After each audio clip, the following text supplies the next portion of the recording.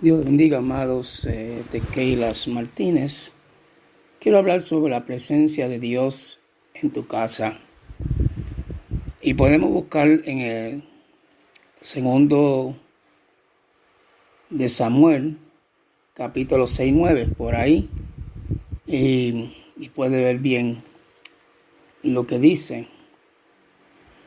Pero mira, habla de un hombre que se llama Obed-Edom, en cual el arca entró en su casa y vio gran bendición. El arca era la presencia de Dios, el arca de testimonio. Y eso era porque después que Usa tocó el arca, murió. David quería llevar el arca a Jerusalén, pero cuando vio eso tuvo temor, y todo el pueblo con él. Y él no quiso traer el arca para la ciudad por eso. Y lo mandó a la casa de Obed-Edom, que era el Geteo. Y podemos ver que cuando ese arca llegó allí, Dios bendijo grandemente a esa casa. Pero quiero decirle, nosotros hoy en día no necesitamos el arca porque nuestro Dios está presente. Nosotros sabemos que todo lo que estaba antes en el Antiguo Testamento era una prefigura de lo que iba a devenir. Todo, por ejemplo, el arca estaba hecho, por ejemplo, contenía dentro del arca. El arca estaba hecho en la dimensión de aproximadamente 8 pies de largo y 4 y 3 pulgadas de ancho. Asimismo era de profundidad, 4 pies y 3 pulgadas de ancho. Adentro estaba la vara de Aarón, estaba en una ollita el maná, y estaba también las 2 tablas de la ley de Moisés. Y la tapa que tenía era el propiciatorio, en cual ahí era la misericordia de Dios que se derramaba hacia el pueblo. Ahí el único que podía, ese arca estaba en el lugar santísimo, donde solamente el sumo sacerdote podía entrar y ofrecer las libaciones, derramando la sangre, ¿verdad? Rociando la sangre sobre el propiciatorio. Y allí vemos que también encima, en los 2 extremos, vi un querubín con alas extendidas, mirando hacia el propiciatorio, como viendo, gloria a Dios, el mismo Dios viendo todo lo que se hacía ahí.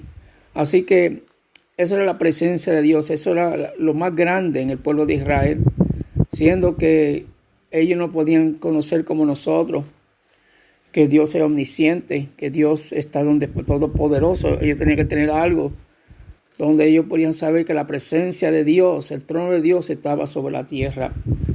Y así que también podemos ver que ese arca le ayudó a ellos tener algunas cuantas victorias. Por ejemplo, ellos cruzaron el río de Jordán con el arca, llevando el arca. Y también cuando dieron la vuelta a la gran ciudad y bien fortificada de Jericó, era la presencia de Dios en medio del pueblo. Ustedes saben que las murallas se cayeron y porque Dios estaba en su medio. Mira, a Dios hay que respetarlo, tenerlo por gran estima, saber que Él es santo y Él exige que nosotros caminemos bien delante de su presencia. La Biblia dice, horrenda cosa es caer bajo las manos de un Dios vivo. Mira, por ejemplo, en 1 Samuel capítulo 5 nos habla de un descuido espiritual cuando el sumo sacerdote Elí estaba oficiando su ministerio.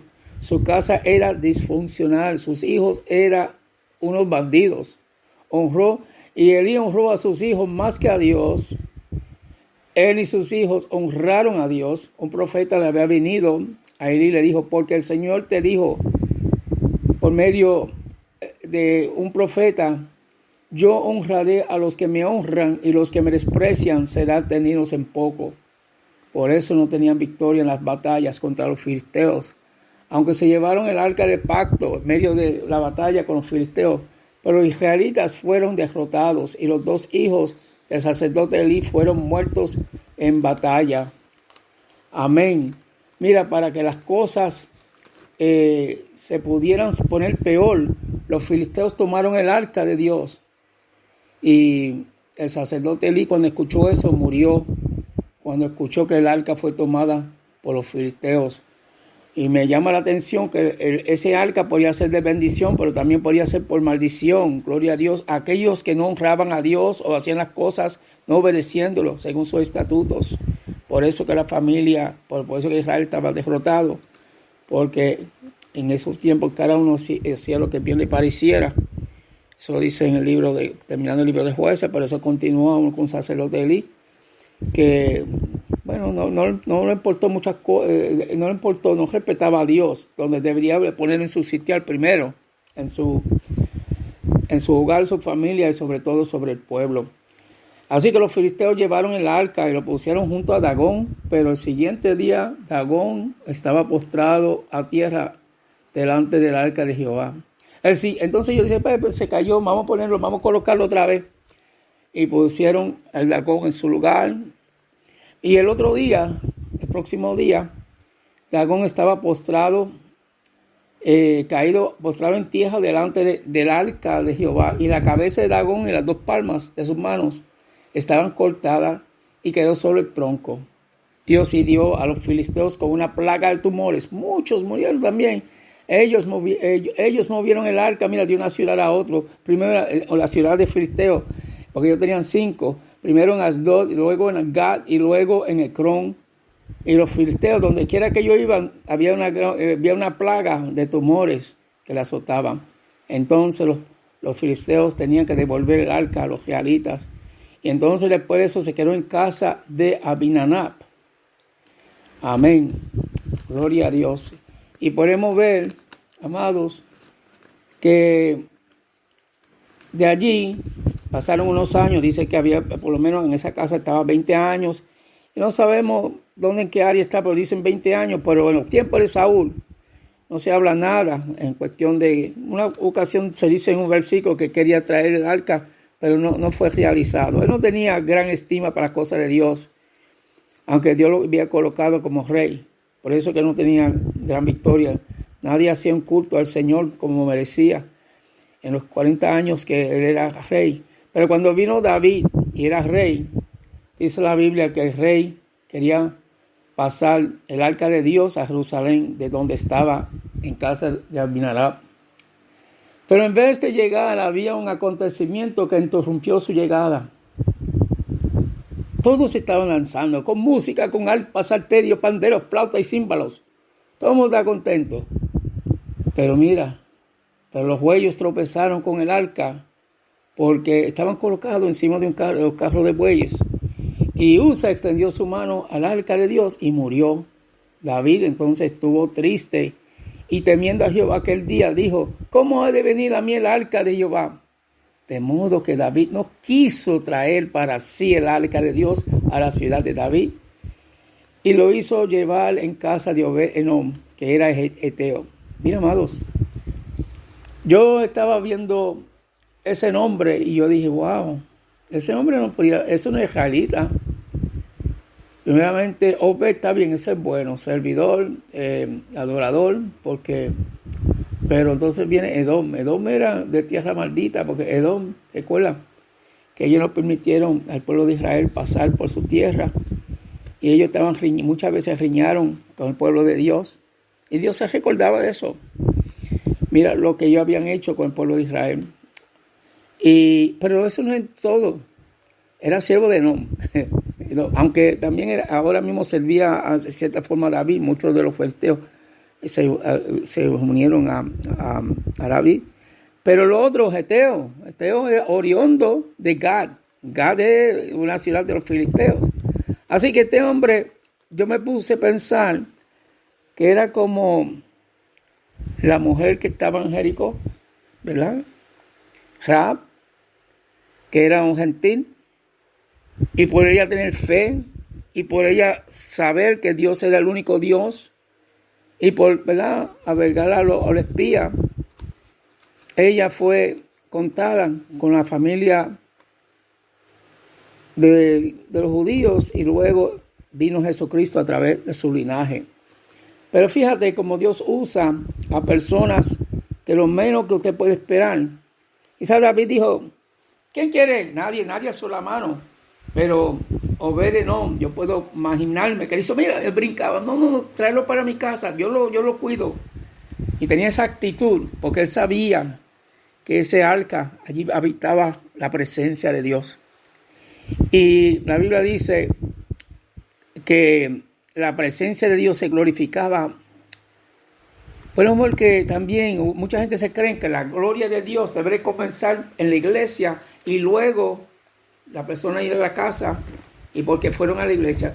Lamentablemente mucha gente van a la iglesia y todos son santos, pero cuando salen de la iglesia muchos se ubican al frente de la televisión, prenden Netflix, hacen otra cosa, si tienen la lucha libre, lo ven, y no hay gloria en las casas, porque en vez de la gente honrar a Dios en su casa primeramente, aleluya, debe haber gloria en las casas antes de que uno entre en la casa de Dios.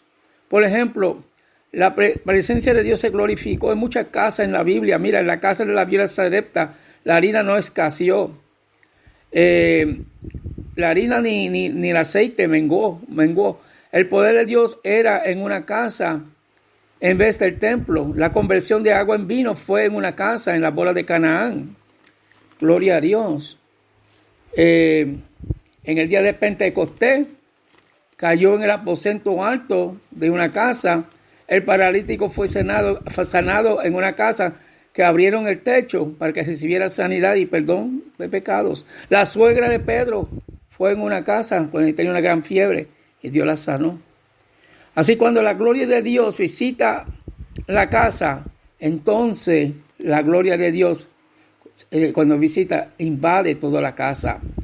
Obed-Edom tenía un corazón de siervo. En 15 ocasiones se menciona su nombre en la Biblia.